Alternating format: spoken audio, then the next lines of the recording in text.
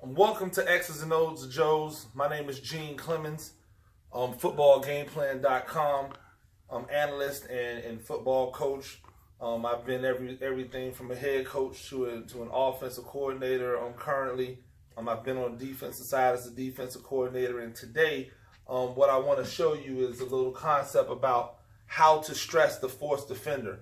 Now, some of you might be saying, okay, what exactly is a force defender?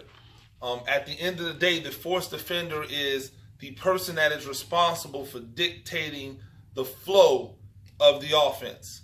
Now, that might be a defensive end, as I have it drawn up here. If it was a 30 front, it might be an outside linebacker. But usually it is that person who is responsible for dictating the flow of the offense, whether they want those guys to go east and west or north and south. So if they're a spill defender, that means that they want the offense to go east and west. If they are a contained defender, that means that they want the offense to go north and south. So spill defenders, they want that offense to bounce it, and they want to try to funnel everything to the sidelines. If you're a contained defender, that means you want everything to cut up and you want to funnel everything back to the middle. It really is, in my opinion, depending upon what type of team you have.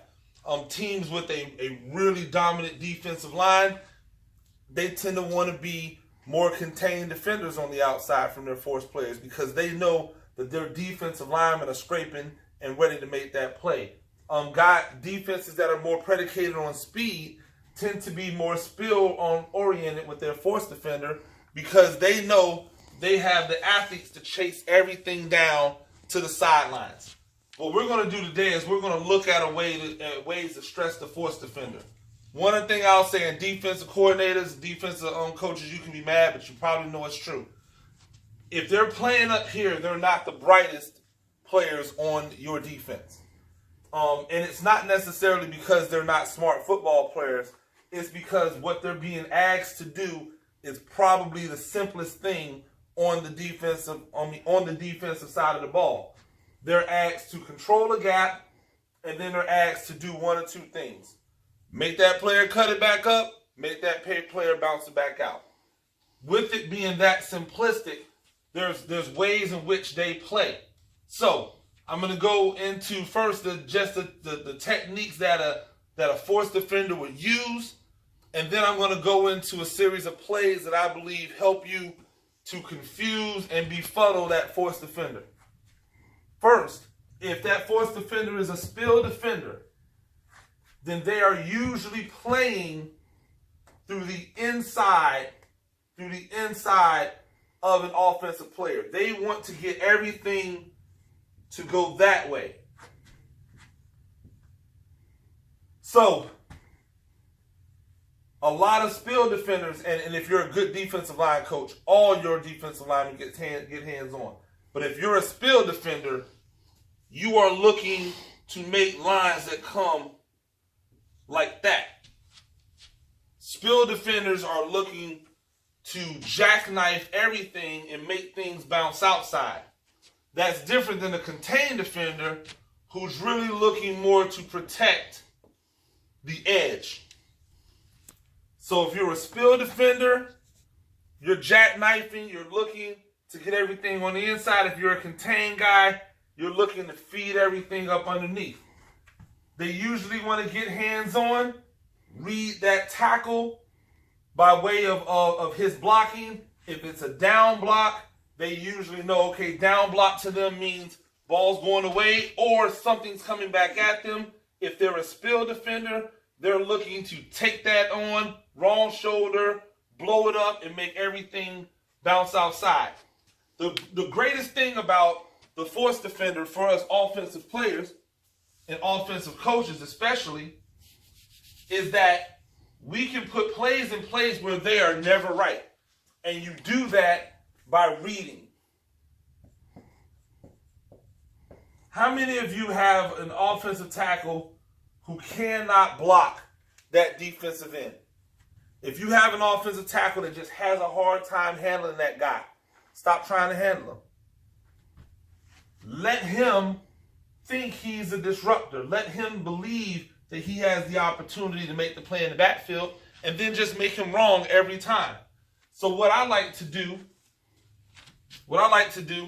all comes off of, in my opinion, the old school way of football, which was gap scheme, man scheme. Gap scheme, man scheme. So back when teams were running power or something of that nature, they would come, this end would get kicked with a fullback. If you had a quarterback here, you get kicked with the fullback. This guy would wrap around for one of those backside linebackers. You wall him off. Quarterback reverses out. You've got your running back in there. That's a basic power scheme. And that was fantastic. Still works today in a lot of cases. However, what would happen is this end would crash.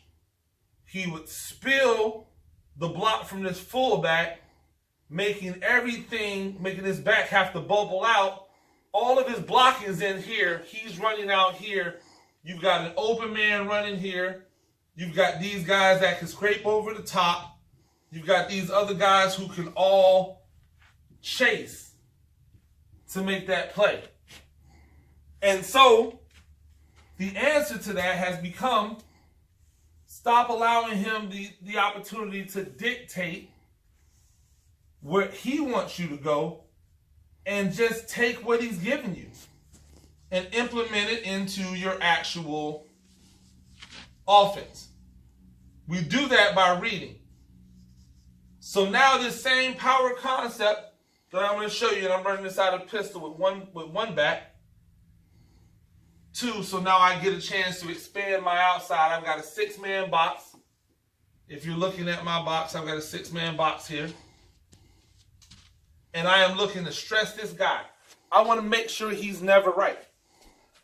So once I've determined whether he's a spill or a contained guy, I kind of know what's coming. So the better thing for me to do is to prepare myself accordingly.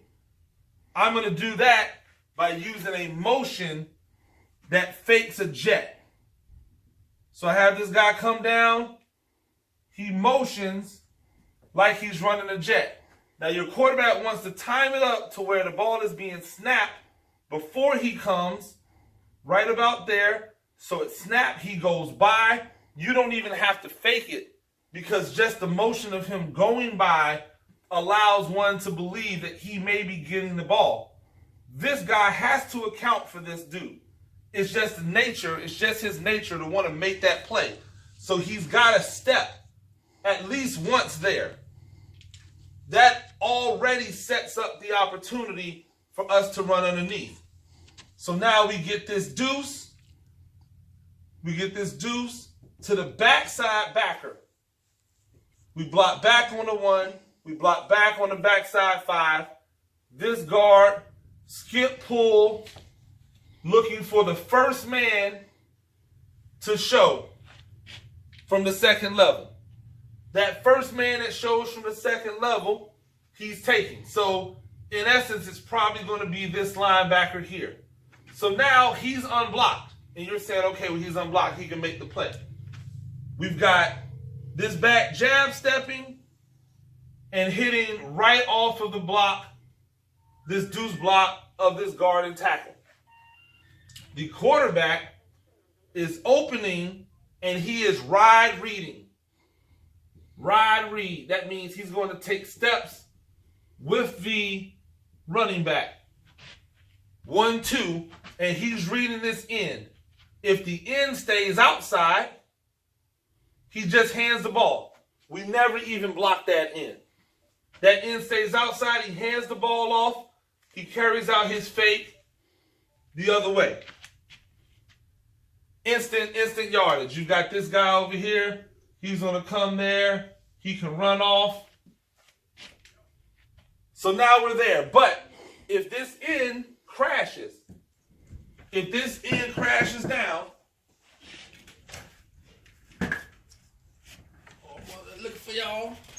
If this end crashes down, I just called you back. now the quarterback is going to pull that ball. And because this guy came across in motion, he's now a lead blocker for this quarterback. So the quarterback sees him crash down, he pulls, and he's in the hip of that guy that's coming in motion. So if you see the way you do it, he can never be right. Now off of this, you can run your jet, and some people in my local TVYFL will tell you that years ago, when we used to run this, they used to say, oh, they're just running one play. They're running one play. And little did they know that we had an 11-year-old who was sitting there reading a force defender, and every time that guy would run up the field, he'd just hand the ball off, and guys would just run forever. And every time he would try to tackle that guy, he would pull it and run out the back door. So we've got a jet that comes off of this, and if we're running jet, we're still not going to block him. Again, the idea is to never let him be right.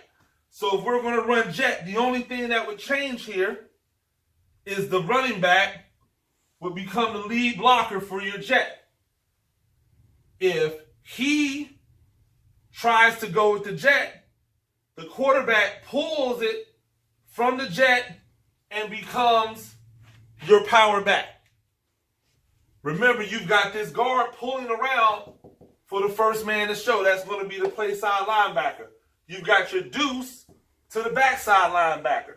You've got a backside block on the nose, and then you've got him locked up big on the backside end. So he sends him in motion, play one off of it, your jet, from your slot receiver. You run your jet, he comes in motion, you run the jet, he decides he's going to take the jet, quarterback pulls it, goes in.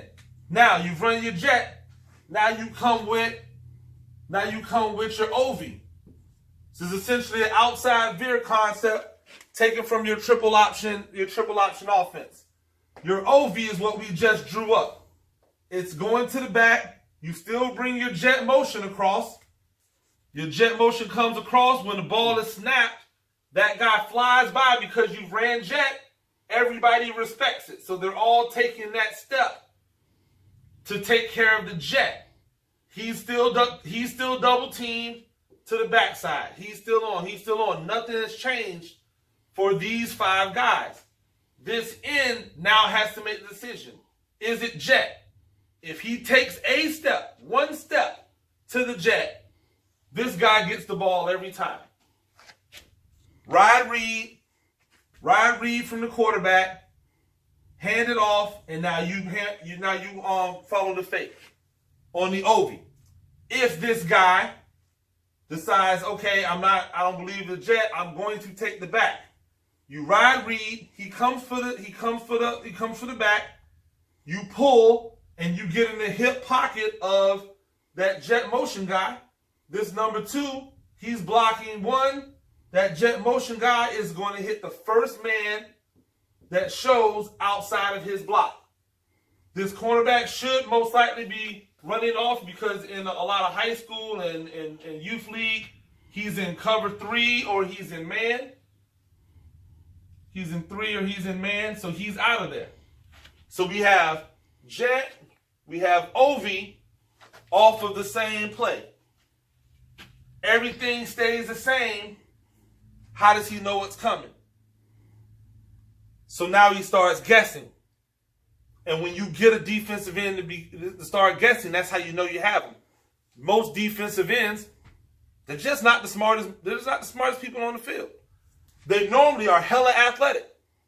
At the youth level and at the high school level especially, the force defender, whether he's the end or the outside linebacker, usually has a deficiency somewhere. Either he's not physical, but he's rangy, he's able to run things down, and so we want him to be a pass rusher, or he's really physical, can't cover worth a damn, so we're just going to have him blitz because that's the easiest way to utilize his aggressiveness. whatever's happening, you have an answer for it. Now, one of the things that I get all the time is, oh, well, what if they're blitzing? What if they're running games? Well, here's the thing. You never tell anybody this person is the force guy. You give them keys to look for. So, let's say we've got this same defense drawn up, and I'll just draw up the front seven to try to keep this. I'll let y'all. All right. To try to keep this easy for any people to understand. And bring some more to it. If you're over here and you're looking at this and you get this type of action, whether it be this guy coming or this guy running on a stick, whomever is the person outside of the tackle's block is the force defender. Whomever that is the force defender. So watch what happens. These guys do this, right? He goes down, he goes down, he goes down. All three of these dudes get washed. Down, down, down. He still pulls. He's still pulling. He's still blocking backside. That guy comes around. He's the guy that we're reading. So if he comes this way, and we've got number 2 running the jet. We've got number 2 running the jet with this back lead blocking. The back knows, okay, he disappears. I've got the first man outside of his block. If he shows up first, I've got him. If he shows up first, I've got him. That's easy money for a running back. If we're running Ovi, we know that the quarterback knows that the first person outside of this tackle's block is the force defender. So once he disappears, his eyes are immediately clicking on whoever the second level defender is. If this guy comes around and he tries to pick up the jet, we'll just hand that off all day. If that guy comes around off tight, looking to take this back, this is why it's important to ride your running back, read. He comes down with them, he shows, he pulls it, we're out the back end. So it doesn't matter whether it's the end or whether it's a linebacker who's the force defender. Whomever the force defender is, that's who we're going to take advantage of. And that's what drives defenses crazy. Because they need their guys to not only be assignment perfect, but then they need them to make a play. It's one thing to have everybody in the proper place to make the play, but then you actually have to make the play. So if this defensive end is in no man's land, meaning he hasn't declared that he's outside, he hasn't pressed the gap to try to condense the B gap down and really force something to bounce, at worst, for offense, this guy's going to try to make an arm tackle on a running back running downhill. Because the quarterback is going to give it to him if he does not step down. If he just stays there, he's going to give it to him. The only time he's pulling it is if this guy turns his shoulder. If you see his butt, we used to say with the block of a lineman, if you see his butt, cut it up. If you see his side, let it ride. Well, in the read game, it's a very similar thing. If you see the numbers of the defensive end, hand the ball off. If you see the side of the defensive end, pull it, because he'll never be able to turn this way and catch you going this way. If he does, then you probably have to find another quarterback to run this. A lot of people think you need an ultra-athletic quarterback to run this. You don't. Most people who play football are decently athletic. What you need is somebody who's willing to do the dirty work, someone who's willing to be attacked, someone who's willing to be hit.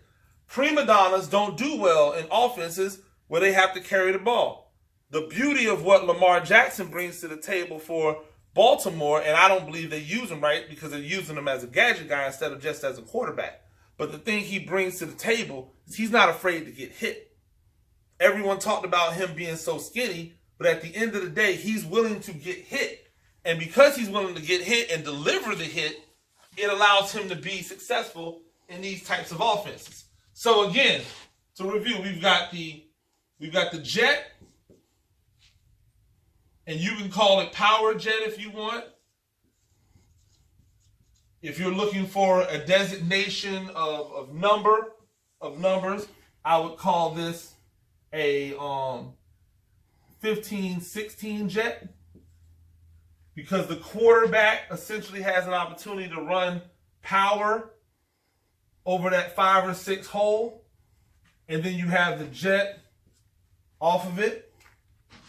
The greatest thing about 2x2 offense is that at the line of scrimmage, your quarterback can actually determine which way it's going to go.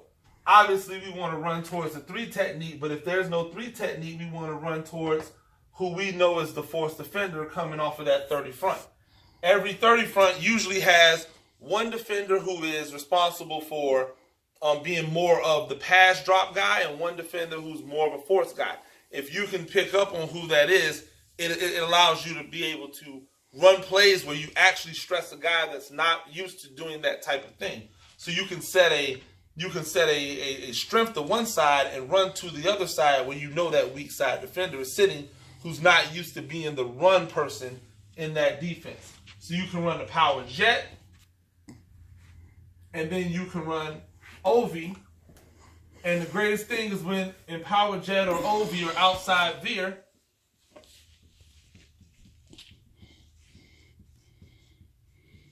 is that all of them have multiple components to it. So that's multiple ways you can attack somebody from the same places. Again, these are great ways to stress your force defender and keep them at bay when you're trying to run, especially if you have an offensive line that isn't overpowering where you can run man scheme or gap scheme conveniently. Right before I finish up with stressing the force defender, I want to show you one more thing that's awesome about stressing. You got 5% power. Your force defender. I don't know how you come here and do this with no.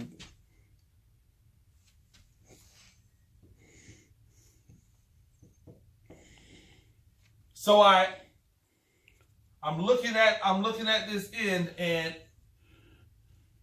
many people love to run your basic zone read out of this, where you're looking at this backside end.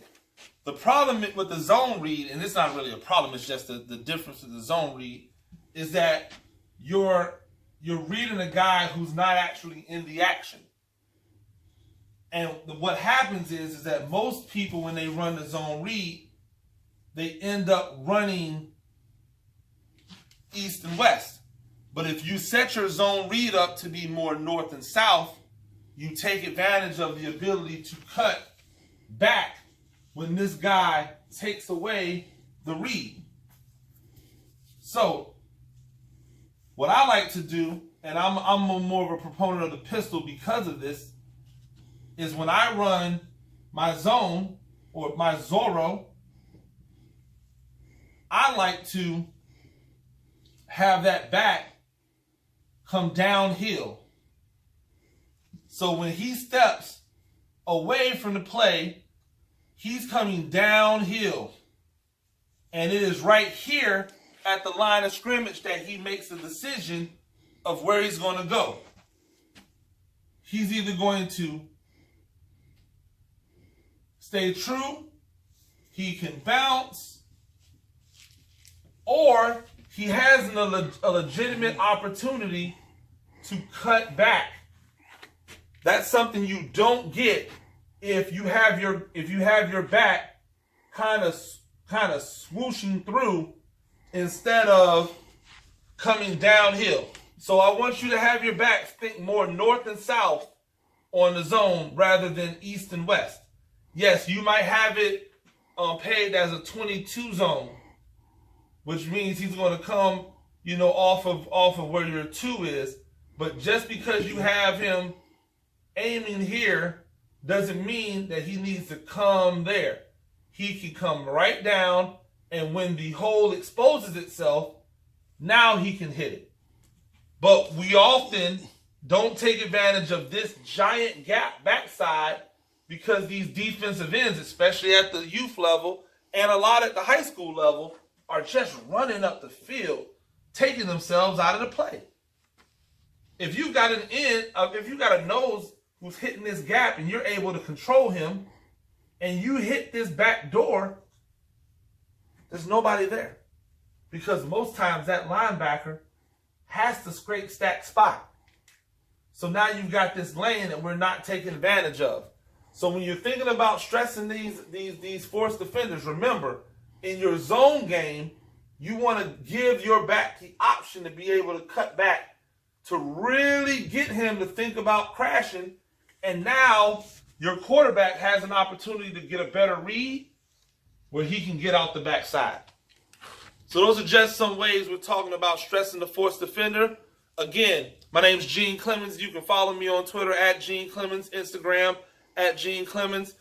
Tune in to Football Game Plan, my offensive interference podcast. And stay tuned. Make sure you subscribe to my channel. You're going to see a lot more of this stuff up here on YouTube. Until next time, y'all take it easy.